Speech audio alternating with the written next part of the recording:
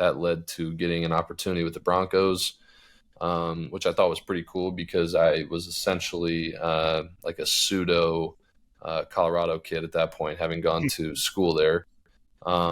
So felt like I was representing Colorado a little bit, being with the Broncos. Felt like there was a little bit of a cheering section for me when I played in those preseason games, and ended up having a good camp, good preseason. Broncos tried to, well, initially they told me I'd made the team before my last preseason game.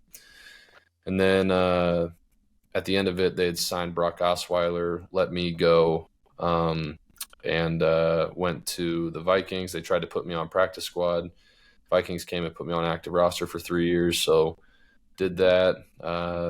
Had a little bit of a run-in with the coach over there. He, for whatever reason, didn't like me playing well in Minnesota. I guess because they had just paid Kirk Cousins. So they had just given him a lot of money, and I guess backup quarterback's supposed to play like a backup. He's not supposed to, play like somebody that can play for a lot less money. So they ended up cutting ties with me because I was playing well. I was actually asked in my third preseason with them, or second preseason with them, I guess, because I had one with the Broncos. But halfway through my second one, I was told to do less by higher ups in that organization. So it's hard to do less when you want to do well. So I did more, and then ended up getting released. I'm kind of at this point in my career where I'm okay saying stuff like this, but felt like I was blackballed a little bit. I was told when I left the Vikings, when I was released, had my exit meetings, Gary Kubiak, who's somebody I respect, was telling me he'd already had 12 phone calls before 8 a.m. on me saying teams wanted me to be their backup, and that I was going to have, he's like, I know you're sad about, not being on this team, but, you're going to have an opportunity somewhere. You've put good things on film every year. People are asking about you. They want you to be the backup, blah, blah, blah. So I go and take a lot of those calls. And eventually those 12 teams, I never ended up hearing back from them. My agent couldn't get a hold of them. We didn't know why. At the end of it, now waiver claims have gone through, and now practice squads are being built, and I'm seeing Jake Rudock signing for $25,000 a week, and Alex Magoo signing for $30,000 a week, and so signing for. So I'm like, okay, I'm not on an active roster, which is kind of baffling because I've been the best quarterback in preseason for 3 years in a row, and statistically, and I'm not even getting calls about practice squad. So these 12 teams just disappeared. Nobody wanted me for practice squad either. I'm just kind of sitting there in my Minnesota apartment looking out at we lived on the Mississippi River, and I'm kind of just like in disbelief, really. And go ahead. What have you like got any answers, or do you have an idea like why you were kind of blacklisted? Yeah, so I go to Arizona, Cliff Kingsbury, and I have a huge amount of respect for him. They call me late that day as practice squads are being built, and he's like, hey, man, we had something fall through on our end. Like, we thought you were already taken. We really want you. Are you not anywhere? And I was like, no, I'm not anywhere. I was kind of pissed off. I wouldn't be surprised if I was pretty mad at that point.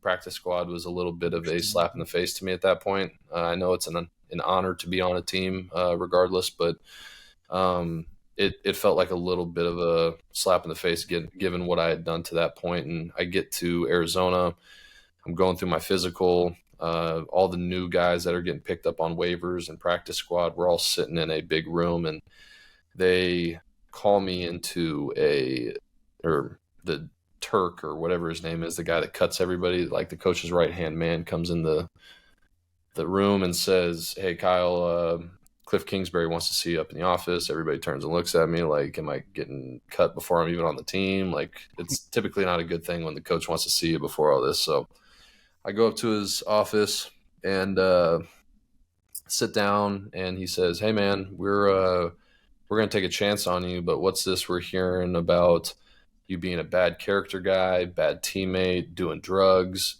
all like a number of things, doesn't take practice seriously. And I'm like, whoa, where is this all coming from? He's like, well, we're hearing this from the Vikings. And so somebody in their building was telling all 12 of these teams. And so I told my agent this, my agent gets on the horn with all of these teams and they're hearing the same exact thing. So really essentially, long story short, and I'll tell you what happened with Cliff Kingsbury, but long story short, it felt like uh, the Vikings tried to bury my career because if a quarterback, especially the most important position in the NFL and really in sports, if we have a guy that was being paid league minimum and he ends up going somewhere and performing well as they knew that I could do that, in my mind, I know that I could do that. I'm assuming here this is not, but this is the conclusion that me, my agents, professionals, coaches that I've talked to with numerous teams, this happens all the time to players. Kind of disappointing that it happened to me, but they said those things because if I end up, say, with the Cardinals and I'm turned into a star, that GM, that head coach, those guys lose their jobs because they had somebody under their nose that they're paying $84 million guaranteed, highest contract ever to a guy, when you have another guy who is doing just as well for a lot less. So essentially, they tried to bury my career, um, which happens a lot.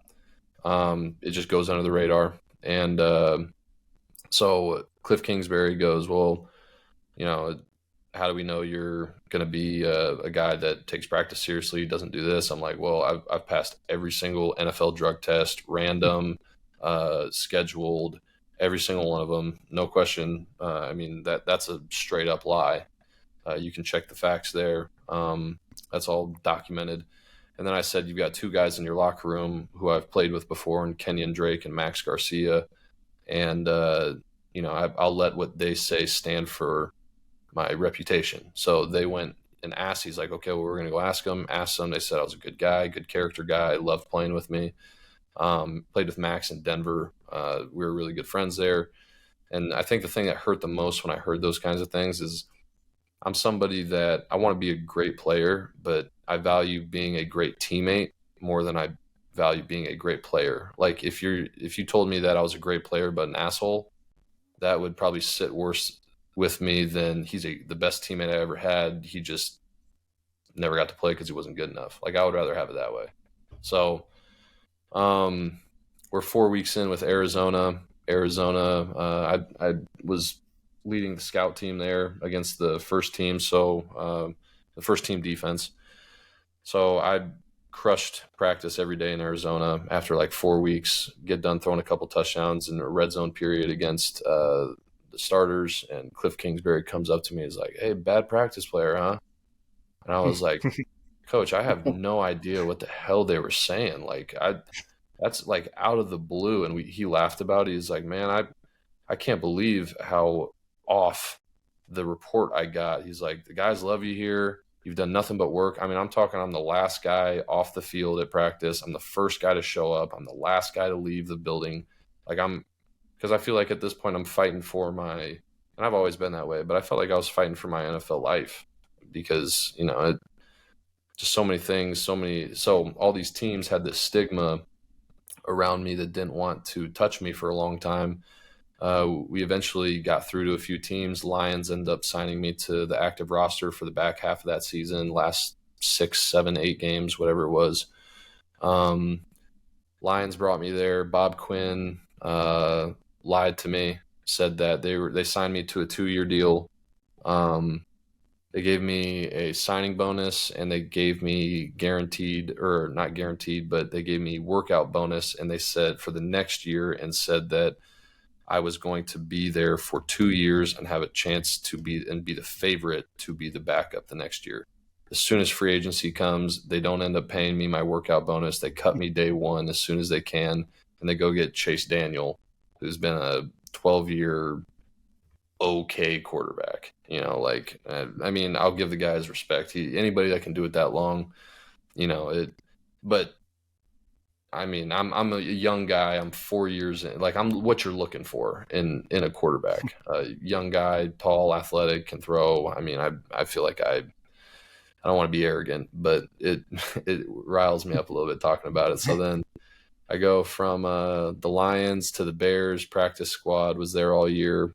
That was a year that during COVID did 15 straight workouts. And everybody thinks that these workouts, like Kyle's going to, I think the hardest part of workouts is like Kyle's going to the Vikings to work out or Kyle's going to the Jets to work out. And everybody thinks that like if you do well, you're going to get signed. But like, all my friends that like, that go through the same thing, they're like, dude, I almost hate getting workouts now because my family gets excited and workouts are like notorious. It's like 10% of the time you're going to get signed. Like very rarely are you getting signed. They just want to check their boxes. They want to see like, okay, in the event that say Derek Carr gets hurt with the Raiders, we're going to have our ready list. We've worked these guys out. Kyle's at number 1. He's at number 2. He's at number 3, whatever he's at. So went on 15 different workouts, had to stay in a hotel for a week at a time without any contact with people. So 15 straight weeks of just sitting in a hotel room, tough time. End up getting signed by the Bears, then get signed by the Raiders in February, then get cut in March, then get signed back in week 2. Get there and probably practice the best I ever have in my life. John Gruden loved me. He was talking to me about, next year and we're going to work you in to be the backup. And I mean, I found out John Gruden got there at 4 a.m. So I'd set my alarm every day for 3:45 because I lived right down the street at the hotel. And I would wait for his car, his black Mercedes, to pull up to the gate. And I was the only one in the parking lot. I made sure I was walking in the building at 4 a.m. with John Gruden. And then the janitor was sending him videos, I found out, of me being there at 9 o'clock at night, last person in the building, was showing me in video, like showing the video at our team meetings, need guys like this that care, that want it. So like I was doing everything that I needed to do to continue to be a part of that organization. Well, John Gruden gets fired halfway through the year and Kyle Sloter gets cut the exact same day. So I was a John Gruden guy. Guy loved me. That guy's still in the NFL. I'm still in the NFL. So, it's just everywhere I've gone. I mean, I've been given a lot. I'm thankful for it. Appreciate the time in the NFL. I feel like I deserve a lot more for what I put into it and how I performed. So there's a little bit of bitterness there, but at the end of the day, I just try to be thankful because I know that I could be a financial advisor right now too if I didn't end up going back for my senior year or Jacob Knipp doesn't get hurt. Obviously don't wish that on anybody, but